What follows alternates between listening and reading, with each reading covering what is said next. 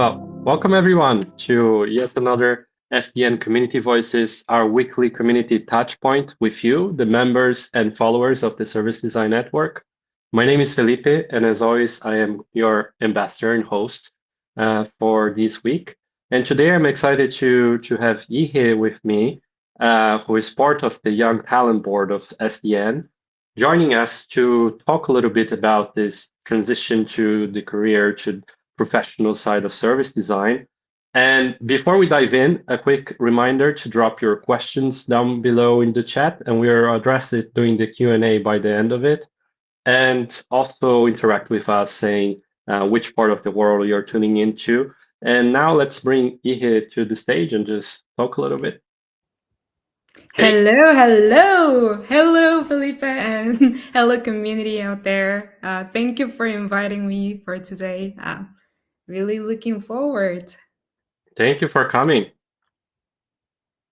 Oh my gosh, already fourth time for this event, right? I remember SDN was ideating like it would be nice to have this live event, have more open space for a community to talk and connect. And lovely to see it that I'm invited for the fourth time. Yeah, it's absolutely the idea, and I think it's great to have different people coming as well and just interacting and trying to see those different facets of the service design network, right? Yeah. And to that, I start with asking, how did the Young Talent Board came to be? What was kind of the story behind it? I personally don't know as well, and I think a lot of people might be very interested in knowing as well. I think, Felipe, you need to compete with other many people out there because they also want to join as YTV volunteers.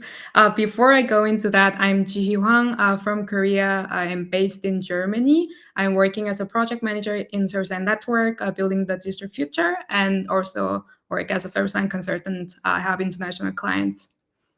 Nice. And YTB is Young Talent Board. What did you think of YTV when you see the first word? I mean, I thought it was like people like us, right? Students, young professionals. So people there are kind of on the other side of the service design.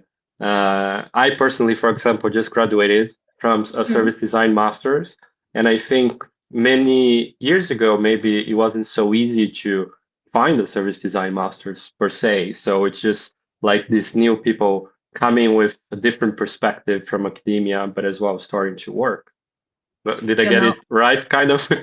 yeah. Like nowadays, having like more supported program in being PhD in Rome, as I heard, so many programs supports like service line, and it's really nice that industry is growing. And I know the service line as a new normal was the vision of service line network, but we admit that it's not new anymore. It's the industry standard, and we Yeah. definitely need it regardless of the industry sector. And young talent board, because that's so important for today's topic. Not only that, because that was it's like a given name, like we have about 16 volunteers that we started like 3 years ago as volunteers, and the project call was like yeah, young people who are interested in connecting, come join. Mhm. And then we joined, and it was like quite competitive. I think was 200 volunteers, and then we got selected, and then we joined, and there was not so much information available, and somehow we worked it out. And that was the first conference called Learning Fast. Now we call it as Next Gen Conference. So Yeah. we evolved. But yeah, so we started from the 16 volunteers, and the team grew as 30 people, and we are soon looking forward to the new team, and it's gonna be really 150 people until now. Even like just for the volunteers for the conference team, it's incredible. Mhm. And Young Talent Board, the name itself is Young Talent Board, but you as a young person, do you tell you are young? I don't know, like this idea of like, oh yeah, I'm super young, and I don't know, young is my strength. It's such a outside perspective, external perspective, and even talent yourself like, um Well, I found it very interesting. I came here, and sometimes people say like, "Oh yeah, you're smart," but like, hey, you say you're smart. I don't know. That's a bit weird. Like, you talk about talent or smart, Yeah, intelligence. it's weird to be calling like yourself young in a way, right? Yeah, yeah. So it's a very like different culture like the thing happened. Yeah. But anyway, so we call it as YTB. Y, people who question a lot, and T, people who need to drink a lot of tea because we are like bees working so hard and passionate and really enthusiastic, and they need to drink more tea and relax. So Okay. it's like non-official, but we call it as YTBs. And what about the bee? Bees. Ah, You like flying the bees yeah, okay, got it. collecting flowers, like collecting pollens and the beauty. Yeah, that's a definitely interesting combination. I think you should just change it. Now it's Y written Y Yeah, T right. bees. It's a quite controversial. Let's see. Let's Yeah, see. Maybe the new conference team can push it forward. yeah. Like a little bit like IBM that they have the I and the B and then the M on their logo in the Yeah, 80s or something like that. I'm Then you I'm just promoting that. yeah. Ah, But then you have the main kind of event that there is from YTB is really the conference, right? So you just had a conference, was it now in April, right? yeah, Yeah. just 3 months ago. Feel like Yeah. last And how week. that conference kind of differentiate from the big global service design conference we're going to have in October? Mm, yeah, that's a good question because when it comes to NextGen conference, it's not only about students or young professional. We have the kind of quota of initially 30 30 30. Let's say students, young professional, and professional. Hmm. Now we have more students, but let's see how it goes. Yeah, so it's interesting that people who already have like 20 years of experience, they also join the conference. And I guess that's also coming from the population, from HR people and who are interested in just looking what's going on there. So yeah, for the differences of the global conference and next-gen conference, is we open the entrance for young voices. Hmm. So I mean, global conference and our conference both have this kind of the framework to make the more equal opportunity for people in the world.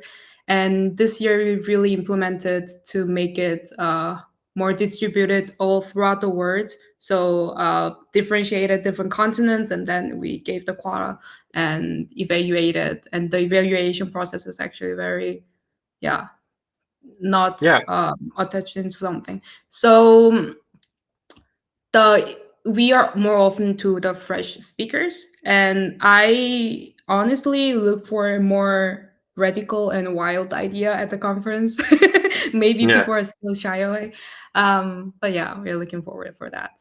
Yeah. And Trying to global bring a conference. little bit of this very new and I say like new ideas, right? And thoughts that a lot of times you might bring being young in a Mhm. way.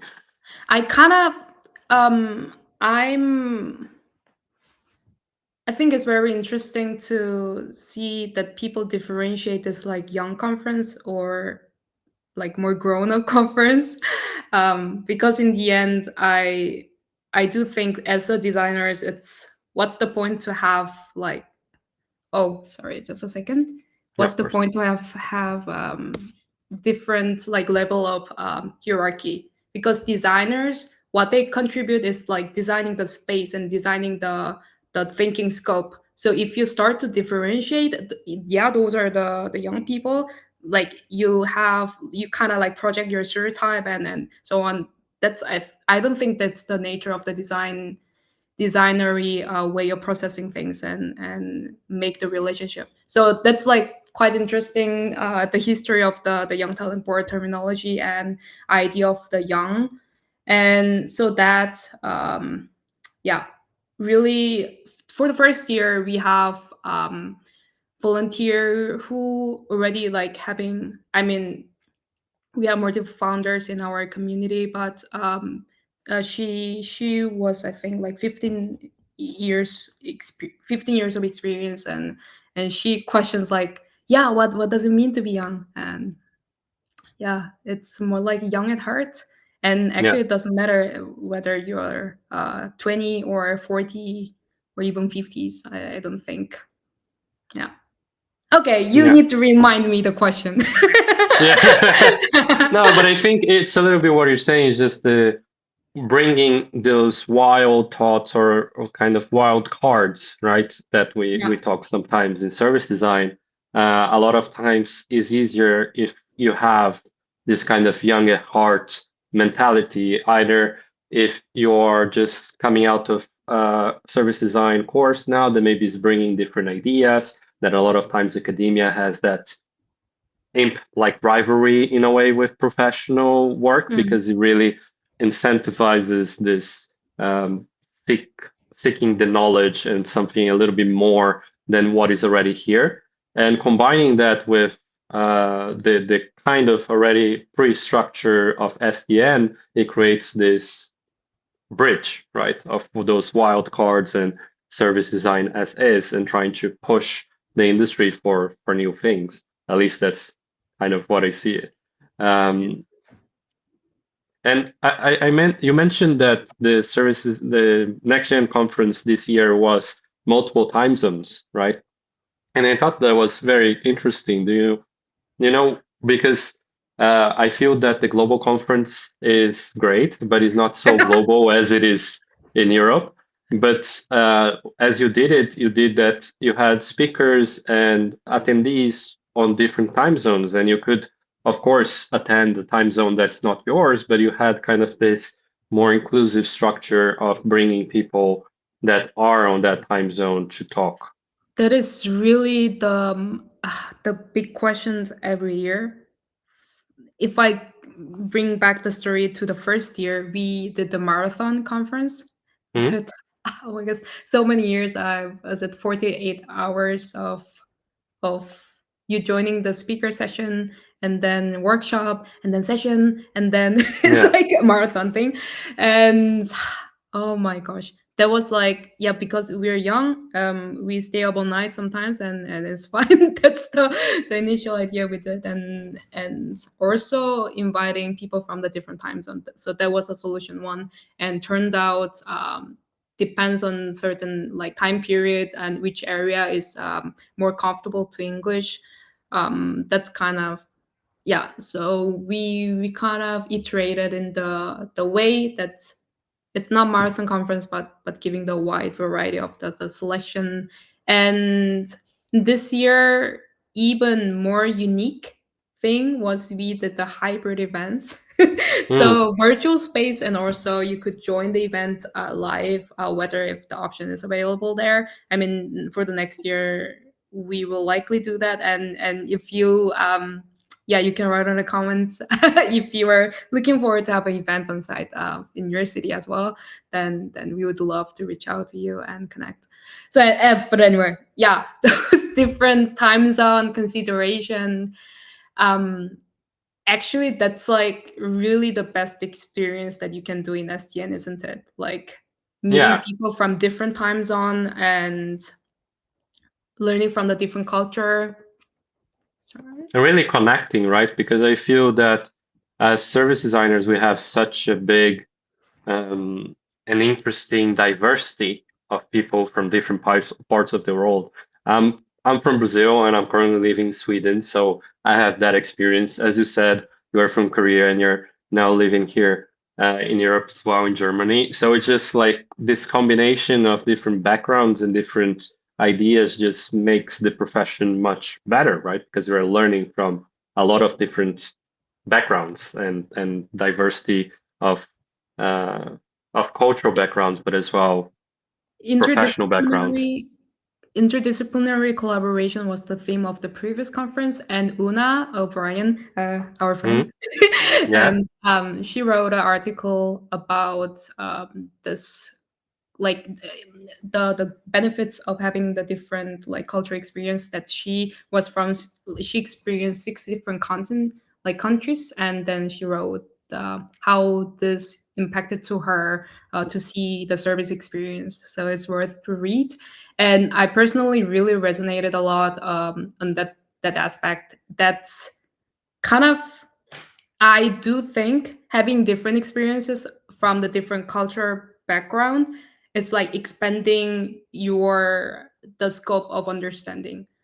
Hmm. So like people say like language is one type of like communicating tool, and this reflects the culture, like culture aspect as well. So if you're learning a new language, then kind of like detach from your previous notion and conception, and then it creates the room for the reflections and having a bit of yeah, distant.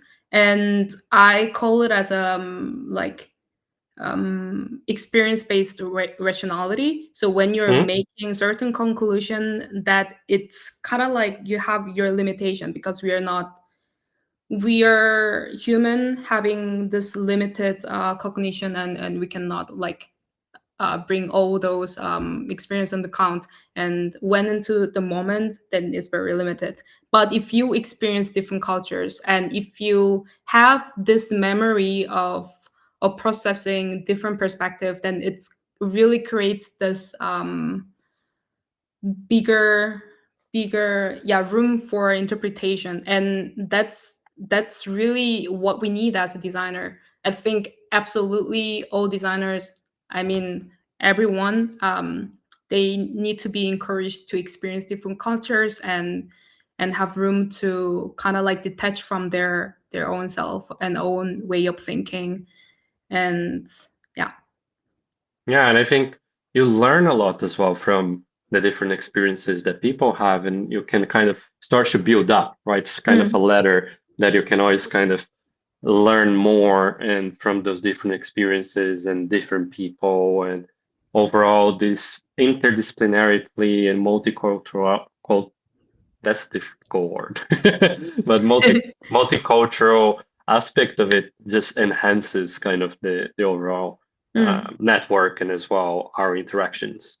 And how, like from these three different previous next gen conferences, what are some of the maybe main insights or something you got from the keynote speakers or your own experience through the conferences to anybody that's right now as a student or a young professional or something like that? Well, I'm the one who built the conference with other friends. And when you were organizer team, it's really actually very difficult to concentrate in one session.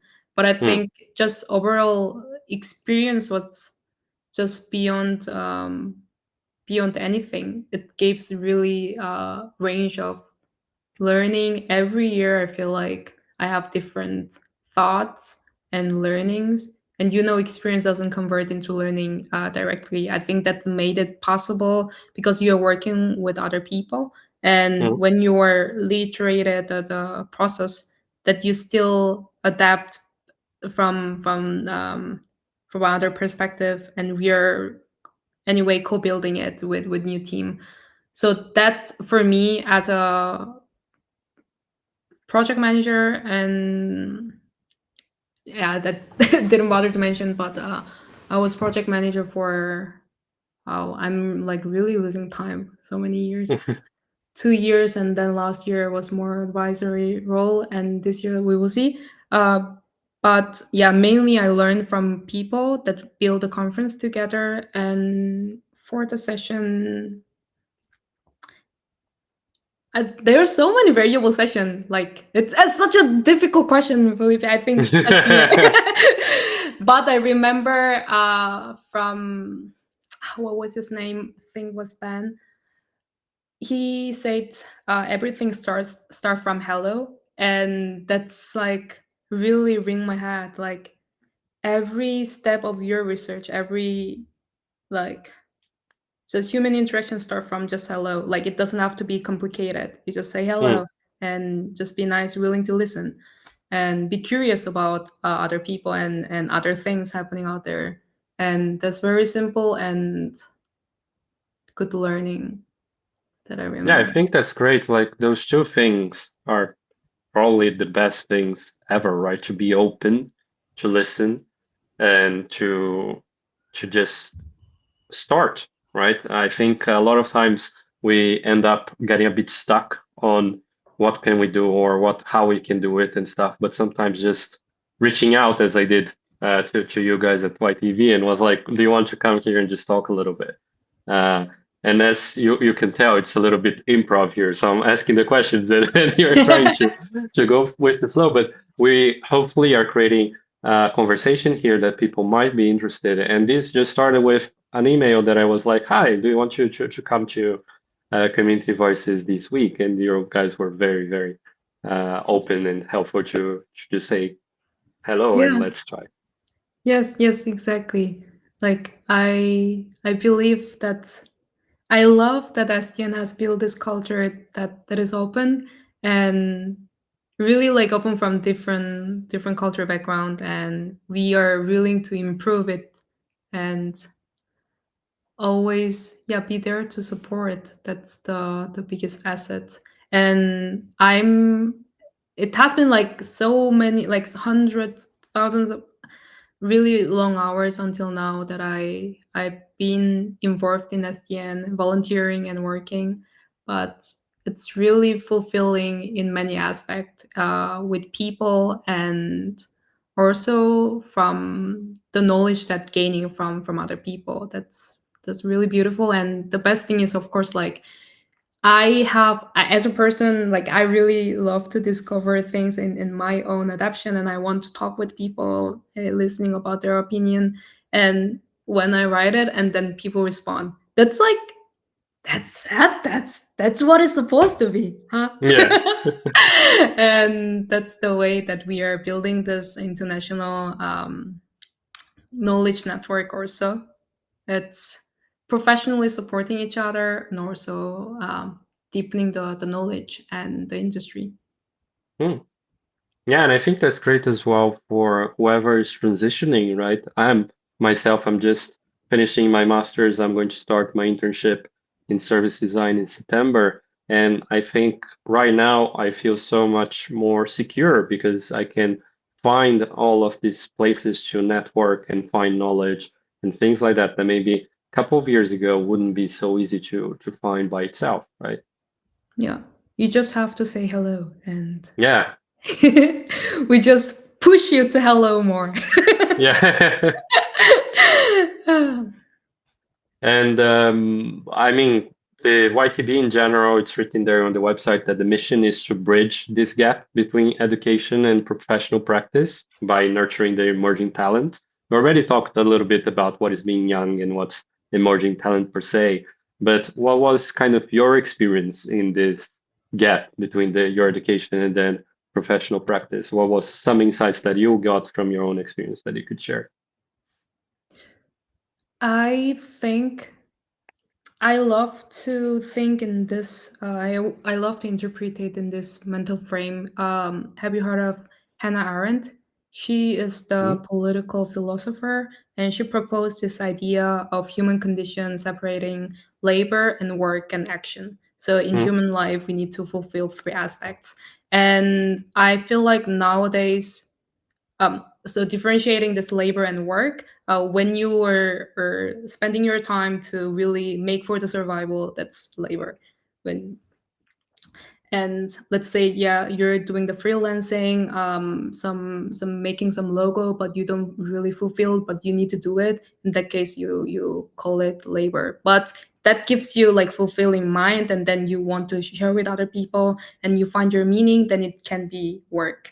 And action, when you are creating the logo that representing, let's say, the statement that you want to empathize, in that case it can be action. But what's difficult for young people is, I think, I mean, not only for young people, I think in general, like the life that we are living in is we spend so much time for labor. We don't Mm. have enough space for this finding the meaning of the work, or either like mixing of labor and work and then really exploit it from the industry, and you Yeah. kind of like, is it my decision or other people's decision, and then they got into this circle, vicious circle that's hard to get out.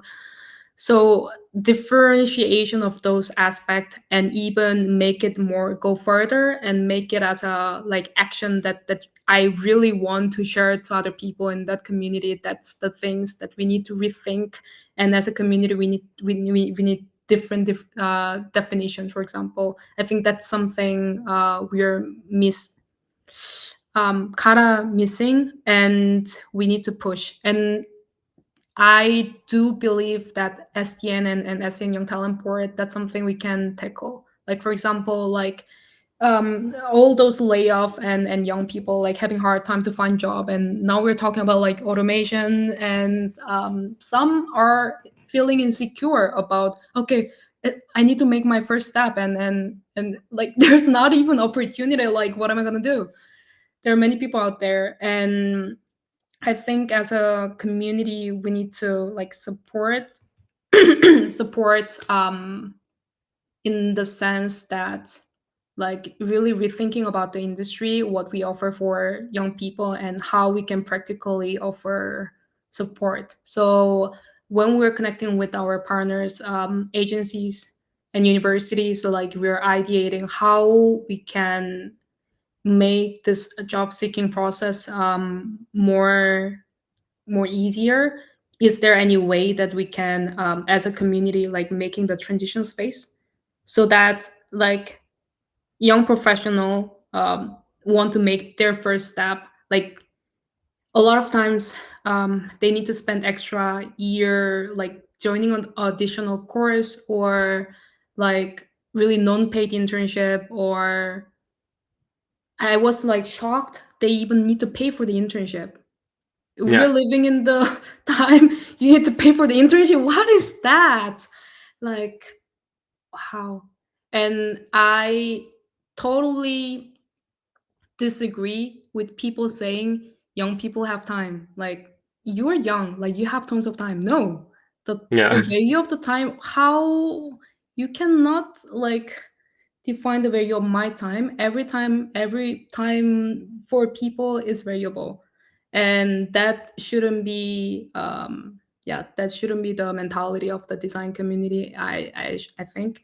And I guess it's a continuous journey, and yeah, figuring out how we can do better. And we really hope that we find more partners that ideating with us together, and how we can really make this more fair for young Yeah. people. I think that's great. Just trying to find this space, right, where you can express yourself, but as well find the time to be able to do the three different parts of the circle that I don't remember exactly the names. But I think I'm going to definitely have a look at that because I didn't know about that and I thought it was very cool. And I'm going to tie a little bit this what you're saying with Katie's question a little bit about emerging. What are you most excited about emerging in service design? Maybe that came on Next Gen conference or something like that. I think as a young service designer, we I mean my personal interest is more to the organization design, and we talk a lot about like power of dynamics and how we can like connect this more in tangible aspects with service design. That is one of the topic that potentially for the next year we are discussing. Mm, Another, but the idea that I currently having is like, what if we redefining the practicality of service design? So for example, like, okay, the reason why in the industry that young service designers are not that encouraged, or they're not getting a recommendation, is because they're missing this practical experience. And or when they join, they really do the practical, like making the presentation or not contributing enough. But like, what if certain part can be like assisted from different tools? Then we need to also redefine the role, depends on the dynamics. And I think it's the time that we need to break the idea of practical service design, like not service design as tool sets. I mean, this is the common thread, right? But going beyond, like really redefining what's the common of service design, doing and thinking. Yeah. Yeah. Yeah. I talk about what I'm interested in. No, but that was the question, and I think that is great because one part that I fell in love personally with was this more intangible side of service design because I came from an electrical engineering background, and I thought it was so stiff sometimes because you could only get the practical things, the more efficient and efficacy and stuff like that. And a lot of times you have to understand as well the connections and things that are not tangible to be able to create better services, products, or systems. So I think that's a great structure Yeah. to start thinking about. In the end, it's all the human work, and we don't realize how much time we save with trust, and we are missing that part of just human being, like trust and human being human, and putting the enough value on the relationship. And those are the things that I believe that we're discussing, and we will find a better way how we can align. Sounds great. So I thank you very much for your time and for coming Thank here you so to much. talk with me. Yeah. To love to talk to you again Yes, that would be and to our great. community. Yes. Thank you Well, so much talk for soon. today. Thank you.